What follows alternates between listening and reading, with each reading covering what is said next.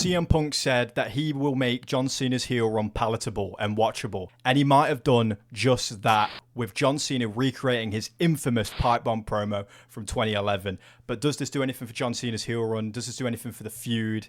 How was it? Let's talk about it. We get to the main event of Friday Night Smackdown where R-Truth and John Cena will meet. The match gets cut short with John Cena DQing with the championship belt, hitting R-Truth with it. CM Punk comes out. He hits CM Punk with it and then puts him through a table. Now that's the boring part because the main thing, the main event comes next with John Cena perching himself on the turnbuckle and delivering what is essentially a pipe bomb in the style of CM Punk, echoing a lot of the things that he said in 2011, even starting with saying, while you lay there, hopefully as uncomfortable as possible, like CM Punk said to him all those years ago. And the one thing I didn't like about this, now there's a lot to talk about here, but he's tapping the mic because something happens with the mic, as if someone's going to cut it. Yeah, it's just kind of like, back in the day, when they asked CM Punk to do it, it was like to air out his grievances. Now it's a cheap imitation, and they're saying he's tapping his mic as if they're going to cut him off. Of course they're not going to cut him off. Yeah. He can say whatever he wants. He knows what he's going to say. It's just like, wow, this, for me, I personally didn't enjoy it. No. I had a rough time listening to this. I just thought, yeah, your mic's not getting cut off, bringing up other people. It's like, whatever. And then the worst part of it all is the crowd's cheering him. Every time he mentions that he's the GOAT, the best ever, the never seen, it's like we just get cheers. And it's like, okay, who cares, bro? Yeah.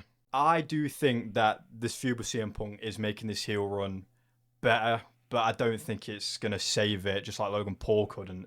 But there's no such thing as a pipe bomb anymore. Like, there can't be a pipe bomb in modern day WWE. There just can't. There's nothing that nobody doesn't know backstage, stuff like that. He mentions Nick Nemeth. He mentions Claudio Castagnoli. He mentions Matt Cardona, who I believe are all in TNA. They've got partnerships with TNA anyway. He says to CM Punk, and I know you like this because I heard you go, oh, your tweets are strong, but your actions are weak. They are obviously alluding again to the Saudi Arabian thing. And that, without directly addressing it, which is about as pipe bombish as you can get. And CM Punk ultimately has to sit there and listen to this while he sells a table spot for 10 minutes. He had to sell for near enough 10 minutes. Dude.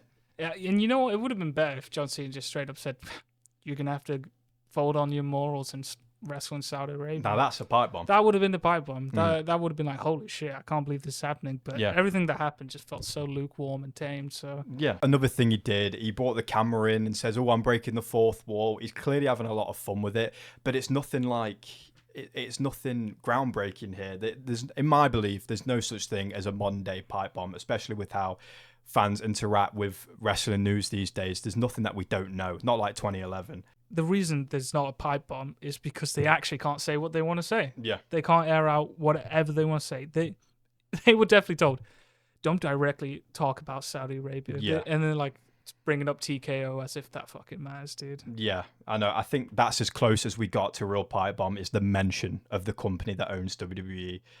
He starts by saying, I hate this idea that you're the best in the world, and he says, I'm jealous of you, and he swears as well because if there's one thing that makes a promo real these days, it's just by dropping a cuss word. Like, I don't know, I feel like sparingly that can work.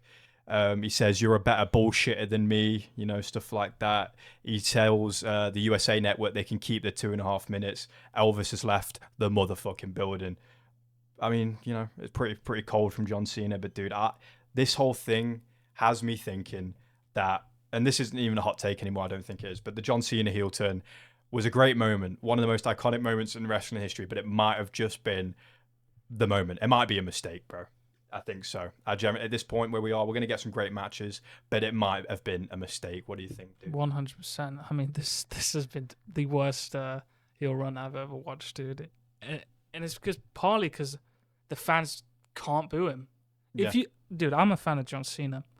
I know you're supposed to boo him. I boo him when he comes out. He's the heel. Yeah. But everyone just fucking he'll say some nasty shit and then just cheer him.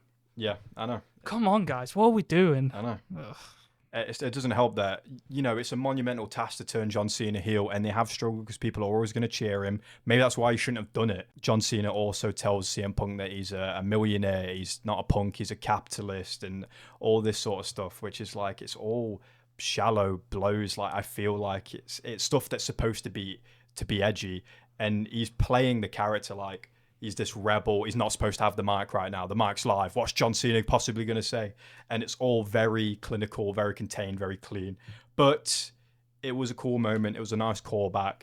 Let's just get this match done. Let's just get this match over with. It might be John Cena's best match of the feud, but of this heel turn, but I'm not too sure if anything can truly save it.